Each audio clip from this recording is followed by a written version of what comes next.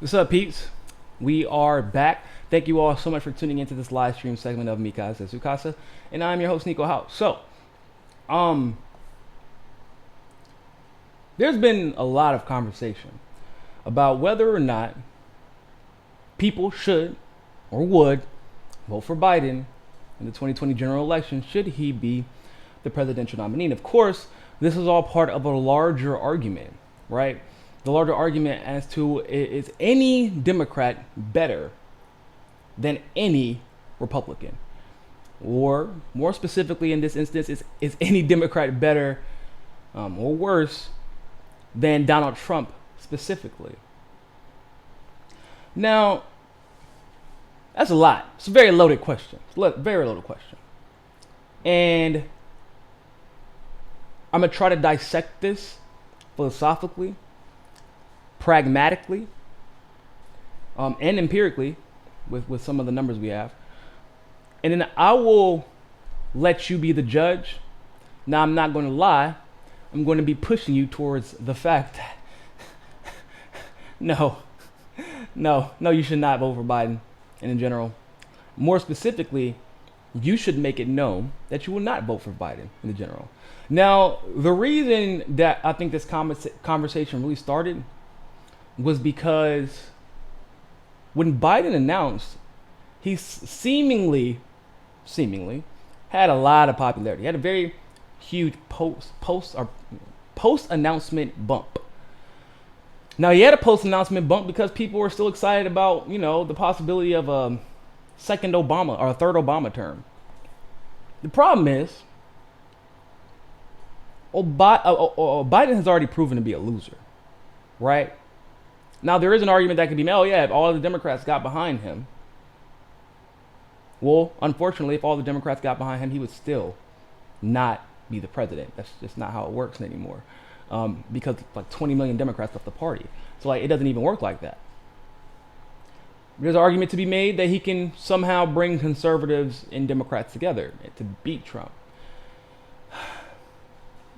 Not really a good argument either, right? And we'll talk about that in a second. There's also an argument that can be made that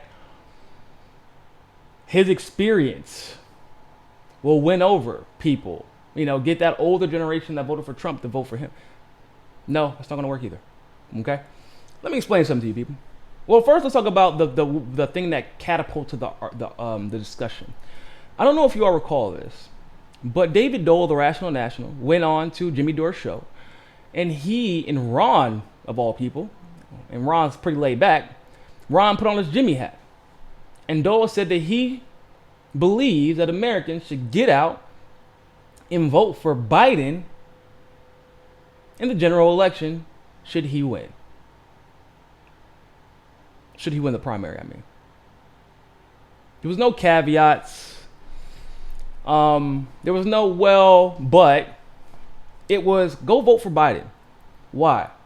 Because I believe we should do whatever we can to beat Trump no matter what.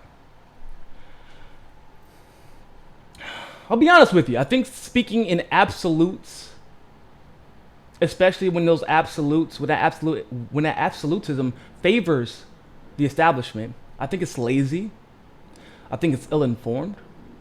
I think it's bad strategy. And in my opinion, it's very indicative of people who have never worked in politics and do not understand politics at a strategic level, nor do they understand contemporary politics more than anything else, right? Contemporary politics in the age of social media, in the age of a crippling Democratic Party, in the age of a simultaneously vulnerable Donald Trump, in the age of a Bernie Sanders type of popularity coming into fruition. I don't think they actually know what to do, but they're so busy trying to quote unquote be on the winning team that they don't think about all of the other extenuating circumstances. Dole, honestly, he made a piss poor argument. And Ron was like, no. Oh, and then this constant argument, well, if you're in a safe state, vote for Jill Stein. But if you're not, then don't. Vote for... No, that's a whack argument. by the way. It's a bad argument. Because what you're saying is, I will clear my conscience by voting green, but if you're in the swing state, well, screw everybody else.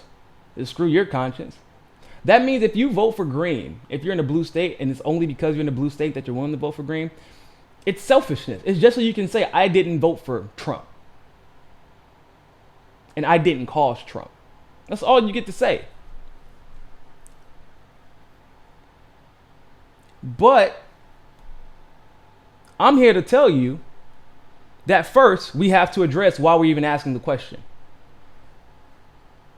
Because when David Dole suggested it, that's the first thing I thought about. We know for a fact the Democrats are going to try and cheat. They're already starting it. Wonderful Rolling Stones article was outlined this. It was by Matt Taibbi, where basically the proxy arm of the Democratic Party, which is the neoliberal media, constantly smeared Tulsi and Bernie to the point of sheer ridiculousness. In fact, one would even argue the smears are worse this time around than the last time.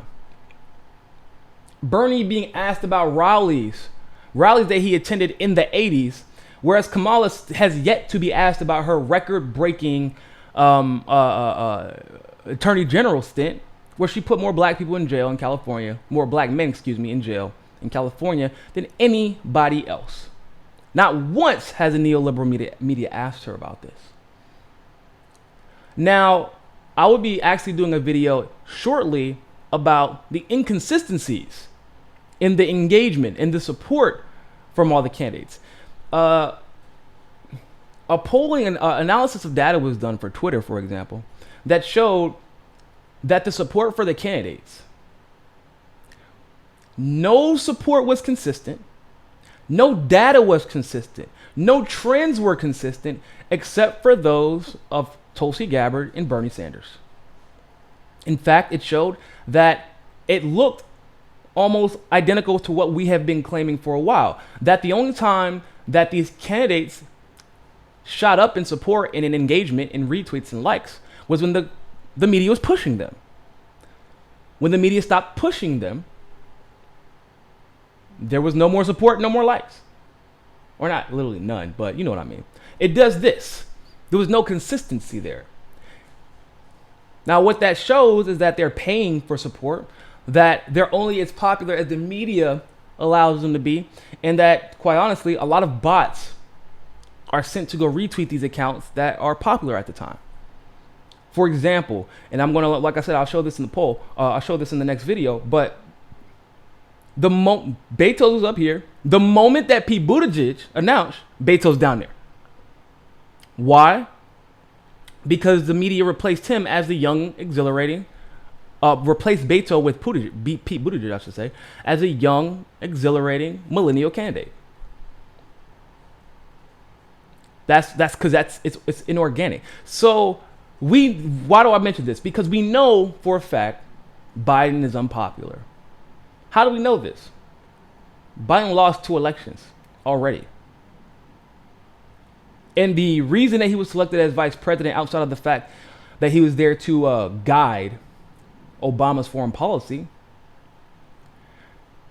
the reason he was selected as VP is because he wasn't a threat. Remember, he wasn't there, like Obama locked down the black voters. He wasn't there because of that. He wasn't there because of what he could add to the. They wanted to basically whiteify the campaign a little bit to get some of those conservatives from McCain. But Biden was never popular. Why, once again, are we having this discussion then? Why are we talking about a man who should not have a chance of winning this primary by all quantitative and qualitative measures? VPs don't win. These are facts. VPs are not winners. It's not always the case, but just historically. I think there's one instance of a VP actually running a race and winning in the last 70 years. So, not like inherited the office, but actually ran a race after they were VP and won. It's like in the last 70 years, one.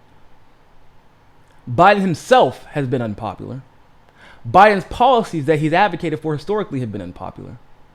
So why are we having a conversation about possibly voting for Biden? Why? Well, the truth of the matter is because the Democrats are likely to cheat. And the establishment, when it's all said and done, will likely push for Biden and likely gather up all the delegates to hand to Biden at the convention. So the question really is, why are we talking about whether or not we would vote or should vote for Joe Biden instead of why the hell are we even having to make such a decision? Why are we even considering such a decision? Instead of talking about the reform necessary so that we don't have to have the discussion of a potential Joe Biden presidency or a Joe Biden loss, because that's what it would be. Joe Biden wants to gut Social Security, people. Joe Biden wants to gut Medicare. Joe Biden apparently, I didn't read all the details of it, but apparently Joe Biden started attacking Mexicans like Trump. If you've done any type of research on Joe Biden's career, you'd find out that he's basically Donald Trump with a smile on his face, with twice as many sexual assault allegations, with video, with pictures. Assuming that voting for Biden will be better for the country, it completely relies on this unverified idea that having a Democrat as president means that we will have progressive policies and liberal policies signed and passed. You know, there are more steps to our democracy than that, David. No offense to you, Mr. Dole, but I don't know how Canada's politics work, but you got to have some representatives in power. You have to have some senators in power. In addition to that, you have to have some governors in power. In addition to that, you have to have some municipal power as well. You have to have city council members, commissioners, mayors. We're in a representative democracy, Dave, which means the president only has so much power.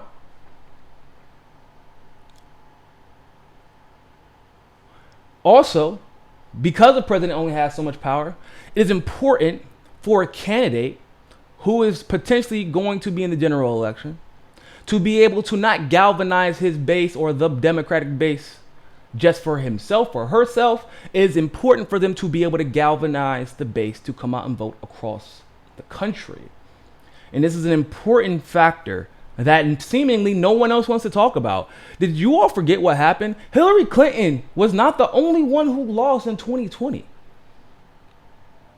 Hillary Clinton's abysmal record, similar to Joe Biden's, Hillary Clinton's complete lack of ability to galvanize her base and bring in other people, right? The ones who aren't registered Democrats. Her inability to galvanize that base as well, the independent base, led to not only loss in the White House, but y'all lost the House of Representatives and you lost the executive branch. Or excuse me, the Senate. You lost the executive branch too, though. And because of both of those, you lost the judiciary. So even if the Electoral College somehow led to Hillary winning, which wasn't even close, you still lose all the other offices. You still lose a lot of the gubernatorial elections that you lost because you were not representative of what now is the dominant base of the Democratic Party. What do I mean by that? I mean that according to a Gallup poll recently, 70% of Democrats say socialism, at least in some form, would be good for this country. So even though Gallup is literally giving you the answers to the test, y'all keep throwing in Republicans. And I don't mean Republican lights. Joe Biden is a Republican. He is GOP. Just with a D by his name.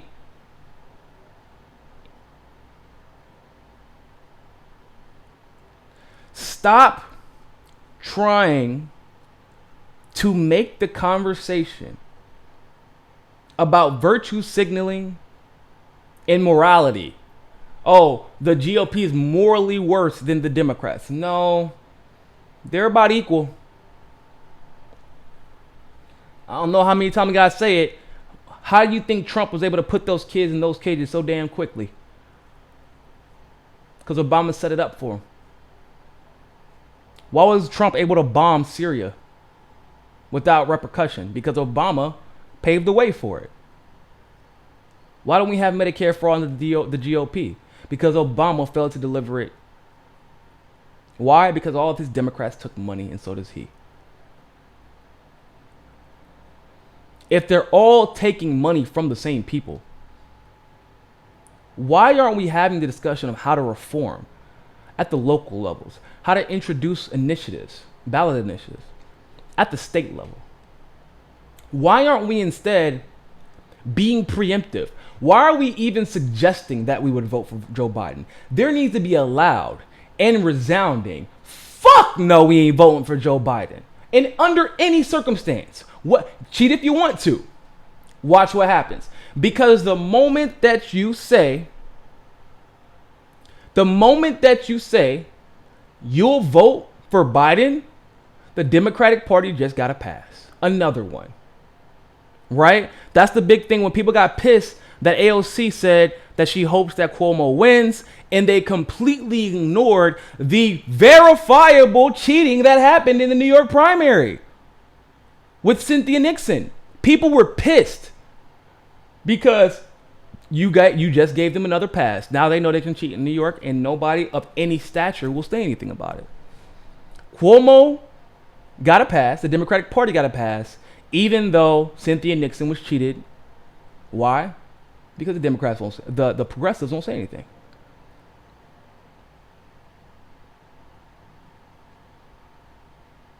I need you all to understand how this works. Do you all believe, for example, that the Supreme Court would be affected by Biden winning? The Supreme Court would be affected by the Democrats in the House and the Democrats in the Senate. So how do you solve that? If you're that worried about laws, organize at your local levels. Prop up and interview and push progressives who are running for the legislature. And you fight like hell for progressives to come out of the primary. But even if so, you don't have to sacrifice your character and your values to vote for Biden. You either vote green, vote independent, or don't vote in that race at all and vote for the other ones and organize at the local levels, because all politics is local. And then, more than anything else, you fight like hell to expose what the establishment has done. It's that simple. Well, it isn't that simple, but it's simple enough as far as the pragmatic is concerned. Why do I say that? Well, we have working examples as we speak. Did Jill Stein give the Democrats and Republicans a chance after they we knew that they cheated her in the general election? They said that she only had 1% of the votes, even though the Green Party had exponential fundraising records. They received more membership in that year than they had in like the last 4 or 5 years combined. They were more organized than they had ever been. Jill Stein had more support than she has ever had, or any other Green Party candidate for that matter. Yet they still try to say she had 1%. She filed a lawsuit. A couple of more are still in court. But she won in Pennsylvania. There was election rigging. Now Pennsylvania has to use paper ballots, and that's one of the most important states in the primary election and the general election. Why? Because she didn't give them a pass. As we speak, the DNC fraud lawsuit is in the 11th Circuit Federal Court in Miami. Because before the race was over, but after the Dems started cheating, clearly, I was like, oh, I'm not just gonna, you think we're just gonna move on to the next election? Just move on to the general? Like this didn't happen? Well, y'all would love for us to forget that this happened, right? No. We don't forget. Because if you forget, it will happen again. And then we're going to have another conversation about whoever's next, whoever the next establishment pick is. You have to address the root causes that lead to questions like, are we going to vote for Biden if he wins? You think the Republican Party is asking themselves right now, what if they run Jeb Bush? Are we going to have to vote for him? No. The Republican Party can say one thing that the Democrats have never been able to say. Whoever runs the best campaign will win. And the Democrats can't say that. And it's a trickle. I hate saying this, but it kind of is. You run the right candidate out of the Democratic primary. If the right candidate is allowed to win because they campaigned well, because they got a bunch of donations, because they got a bunch of volunteers. Those volunteers, those donations, and everything like that, they multiply 3 and 4 times during the general. So if you don't have organic grassroots support in the primary, you're not going to just get organic grassroots support in the general. In fact, if you cheated to get to the general in 2019 in contemporary politics, you're going to probably have even less support than you had in the primary, damn near. Ask Hillary. I worked for the Working Families Party. They understood that even though they were the Working Families Party and they were representing the Democrats, and all that good stuff, and they voted supposedly, and then 51% said that they would support Hillary in the general, because of how bad of a candidate Hillary was. As a member of the Working Families, I was literally employed by the Working Family Party. It's like, look, we understand how you all feel. If you don't want to canvass for Hillary, even though it was our job to do so technically, they said that if you don't want to canvass for Hillary, we completely understand. That was in New York. But that was the sentiment across the board. That's so sad. That a party that is almost exclusively created to push for Democratic and liberal policies and candidates said, if you don't want to canvass for a presidential candidate, you don't have to, even though it technically is your job. That's what happens when you skip steps in democracy. We should not be having the conversation of whether or not we should be voting for Biden. We should be asking the question, why the hell are we having a conversation about one of the most unpopular candidates in the history of presidential elections? Why? Because the threat of cheating by the Democratic Party is ever present. So how about you call that out? Any and everybody. The ones who want to make fun of Jimmy Dore, the ones who want to make fun of, you can say what you want to about me, I don't give a fuck. But because I've done this. I've worked in politics. I still work in politics. That's what I do after y'all know I got my journalism hat, I got my activism hat, and I got my organizer hat. I've worked in politics. All politics is local. Because if you're organizing at the local level, you're gonna wake people up.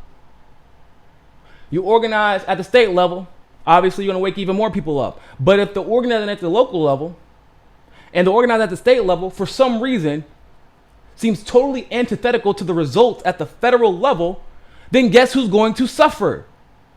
The person at the federal level who is not representative of the people at the state and the local levels. How do I know this? Because we just saw it. It's not that complicated.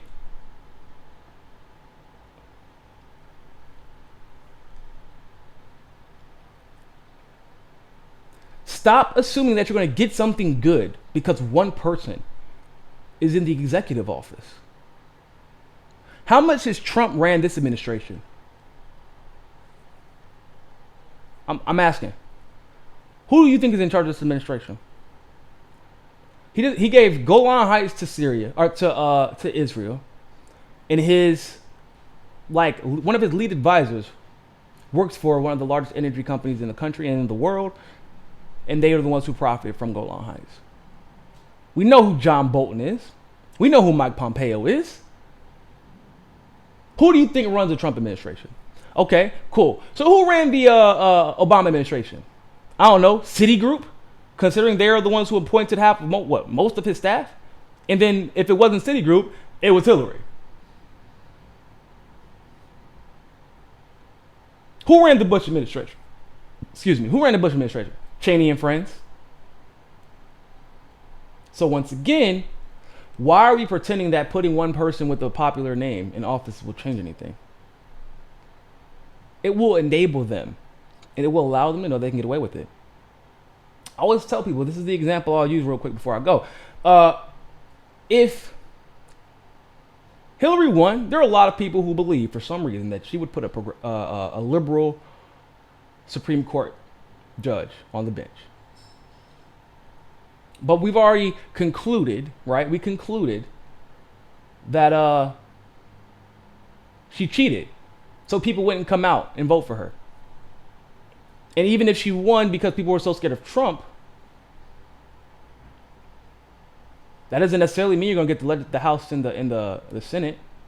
You couldn't turn out 200 people. People ain't going out to vote for you. And that means that your Democrats who enabled you will also suffer. So even if you somehow manage to win, which probably would have required cheating, but y'all are good at that, even though the Republicans are better in the general. Let's just say people have short-term memory, because I remember something called TPP. And I remember Hillary called it the gold standard. And I remember Hillary planned on pushing it. It was adamant about it by the time the general got here. In fact, that was one of the main things that Trump supposedly opposed her on. One of the main platforms that Trump ran on, actually. Now, we have seen before that Hillary Clinton, like she said in her Wall Street speeches, has a public and a private position. We also know Hillary Clinton was a Republican. We also know that Hillary Clinton owes a lot of favors to a lot of different people because of the Clinton Foundation. And those favors, that debt, has to be repaid somehow, some way. TPP was a large part of that. Now, when you're the president and you don't have the House and you don't have the Senate, or even if you have the Senate, you might have +2, +3, maybe at the most, or vice versa, with the Senate and the House. But you have one bargaining chip as a president at this point. That is the Supreme Court justice. Now, what in Hillary's history has shown that she would appoint a liberal Supreme Court judge? Henry Kissinger is her mentor. She's friends with Dick Cheney and Bush before the Obama administration and during her Senate.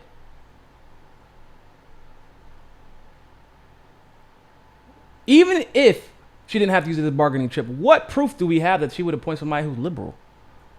She for her advisory board, for her administration, she was already pegging former Bush officials. Y'all know this, right? Her and Comey were extremely close, and Comey has basically been a lifelong Republican. Same things with Clapper. So even separate of TPP, we don't even know if she would have bring on a liberal judge. But even more pragmatically, you have one bargaining chip. So what do you have to offer the Republicans to make sure TPP gets passed? All Hillary has to do is talk to a few lobbyists, give them a little bit more money. I'm going to offer this Supreme Court spot. And I'm going to make an argument that it's for something like Border Patrol. Like, oh, we got funding for, I don't know, Medicare, Social Security in exchange for the Supreme Court judge. And she'll reconcile it however she thinks she has to. But she was going to do whatever she could to get TPP passed. Because when you didn't win legitimately and you didn't galvanize your base, you don't have control over anything except for your executive office. And when you have debt to repay, because if you're taking money, whether it be from the Clinton Foundation or otherwise, that's what comes with it. Politics is more than checking the block at a voting booth on election day. It's more complicated than that. And if you don't understand all of the extenuating circumstances surrounding an election, then you shouldn't be trying to virtue signal about who people shouldn't be voting for and then shaming them because they don't agree with you. Because even, like I said, if we're thinking pragmatically, voting for Biden in general means what? 40% of the country is independent. If every Democrat in the country voted for Biden, still doesn't mean that he'll win. So that means we need the person who could bring the most people into the democratic process. There are only two people who can do that at this point. It's Tulsi Gabbard and Bernie Sanders. So once again, let's not ask if we should be voting for Biden or if we should be voting for Trump. We should be asking, why the hell are we even having to have this conversation to begin with? And why aren't we talking about pushing radical reform across the board instead of, should we vote for the Trump that is overtly racist or the one who just said that the crime bill didn't cause mass incarceration, even though the crime bill literally said, hey, more people you put in jail will give you some more money.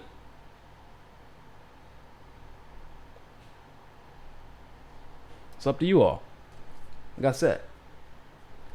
So thank you all for tuning into that segment of Mi Casa es Su Casa. Really appreciate it. Shout out to all our patrons on Patreon. And if you can, help join or come join Patreon. You can literally join Patreon for as little as $1. It really helps to support the show, like I said, because we're covering controversial topics and we are going to remain one of the only 4 or 5 channels, maybe even less than that continue to cover these topics because they're necessary. But with that, it means you get demonetized. It means they hurt your pockets. And so if you all help us in that regard, it allows us to cover the topics that need to be covered without fear of a financial backlash from YouTube and the other advertisers. So thank you so much for that. And I really appreciate those who have already helped. Thanks for all the PayPals as well and all the Cash App donations as well. We greatly appreciate it. And we did reach our goal of 2,000 on GoFundMe. So the MCSC network will be at the California Democratic Convention. Oh yeah, best believe we gonna be lit. And I'm probably gonna get kicked out, but I'm gonna behave. I'm gonna try my hardest to behave. I said that. I told Pasta yesterday on the phone that, look, y'all, I'm gonna try to behave. We'll see what happens, but I'm gonna try. With that being said, people, remember, more than anything else, find your balance. Peace.